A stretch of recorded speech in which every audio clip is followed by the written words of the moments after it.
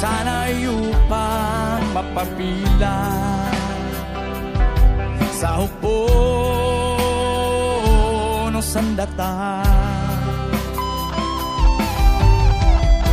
Mahal sa buhay ay nilisan dahil sa pangarap na maglingkod sa inang bayan.